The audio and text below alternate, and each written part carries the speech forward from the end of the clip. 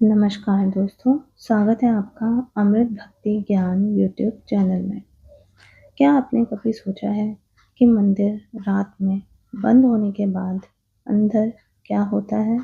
क्या भगवान सच में अपने भक्तों से मिलने आते हैं या ये सिर्फ एक कहानी है? आज की कथा एक ऐसे व्यक्ति की है जिसने अपनी आंखों से एक ऐसा रहस्य देखा जिसे जानकर आपका विश्वास और गहरा हो जाएगा। एक छोटा सा गांव था, चारों तरफ घने पेड़, शांत वातावरण। उस गांव के बीचों बीच एक प्राचीन मंदिर था, भगवान शिव का मंदिर। दिन में वहां बहुत भीड़ होती थी। भक्त आते, पूजा करते, घंटियों की आवाज से पूरा वातावरण गूंज उठता। लेकिन जैसे ही रात होती, मंदिर के दरवाजे बंद कर दिए जाते। गांव वालों का कहना था कि रात में कोई भी उस मंदिर के पास नहीं जाता। रघु बहुत तर्क करने वाला इंसान था। वो कहता था, यह सब अंधविश्वास है, भगवान कहीं नहीं आते। वो गांव वालों का मजाक उड़ाता। एक दिन उसने तय किया, मैं खुद जाकर देखूंगा सच क्या है।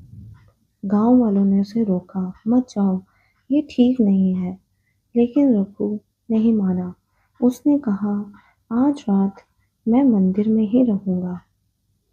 रात होने लगी, आसमान में अंधेरा छा गया। रघु धीरे धीरे मंदिर की ओर बढ़ा। उसे पता नहीं था कि आज रात उसकी जिंदगी बदलने वाली है। रात गहरी हो चुकी थी। चारों तरफ सन्नाटा था। सिर्फ हवा की हल्की सरसराहट और दूर कहीं कुत्तों के भौंकने की आवाज। रघु धीरे धीरे मंदिर की ओर बढ़ रहा था। हर कदम के साथ उसका आत्मविश्वास थोड़ा कम हो रहा था, लेकिन फिर भी उसने खुद को संभाला। ये सब बस डर है, कुछ नहीं होगा। रघु मंदिर के दरवाजे तक पहुंचा। दरवाजा बंद था, जैसे कि हर रात होता था। उसने चारों तरफ देखा, कोई भी नहीं था। तभी अंदर से हल्की सी घंटी की आवाज आई। रघु चौंक गया। ये कैसे हो सकता है? मंदिर तो बंद है। उसने खुद को समझाया, शायद हवा की वजह से। लेकिन उसके दिल की धड़कन तेज हो गई। कुछ ही पलों बाद फिर से आवाज आई। इस बार जैसे कोई अंदर चल रहा हो। धीरे धीरे कदमों की आहट। रघु का शरीर कांपने लगा। उसने दरवाजे के पास जाकर कान लगाया। अंदर से मंत्रों की हल्की ध्वनि आ रही थी। ओम नमः शिवाय। रघु पूरी तरह हैरान था। ये ये कौन हो सकता है?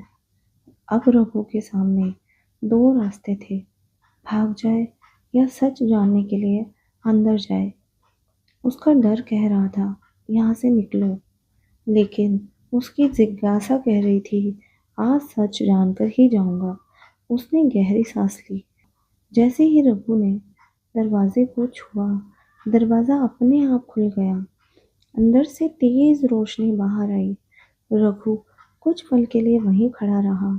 उसकी आंखें उस रोशनी को सहन नहीं कर पा रही थी। रघु ने आंखें बंद की और हिम्मत करके एक कदम अंदर रखा। जैसे ही वह मंदिर के भीतर गया, दरवाजा अपने आप बंद हो गया। अब दृश्य अब अंदर का दृश्य देखकर रघु स्तब्ध रह गया।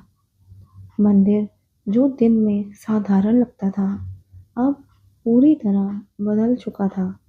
चारों तरफ दिव्य प्रकाश, हवा में सुगंध और शिवलिंग के चारों ओर चमकता हुआ प्रकाश मंडल। रघु की सीधी नजर शिवलिंग पर गई और जो उसने देखा, उसे देखकर उसका शरीर कांप उठा। शिवलिंग के सामने एक दिव्य आकृति खड़ी थी। सफेद वस्त्र, जटाधारी रूप, आंखें बंद और हाथों में जल से अभिषेक करते हुए ओम नमः शिवाय की ध्वनि पूरे मंदिर में गूंज रही थी। रघु के पैर अपने आप आगे बढ़ने लगे, जैसे कोई अदृश्य शक्ति उसे खींच रही हो। वो धीरे धीरे उस आकृति के पास पहुंचा और जैसे ही वह पास पहुंचा, उस आकृति ने अपनी आंखें खोली। उन आंखों में पूरा ब्रह्मांड दिखाई दे रहा था। रघु घुटनों के बल गिर पड़ा। उसकी आवाज कांप रही थी, प्रभु, ये क्या है? ये क्या है? क्या आप सच में हैं? तभी एक गूंजती हुई आवाज आई, हर वो स्थान जहाँ सच्ची श्रद्धा होती है, वहाँ मैं स्वयं उपस्थित होता हूँ। रघु की आंखों से आंसू बहने लगे। लेकिन मैंने तो कभी विश्वास नहीं किया। मैंने तो आपका हमेशा मजाक उड़ाया। आवाज फिर आई, विश्वास कभी जबरदस्ती नहीं होता, वो अनुभव से आता है। तभी अचानक मंदिर का दृश्य बदलने लगा।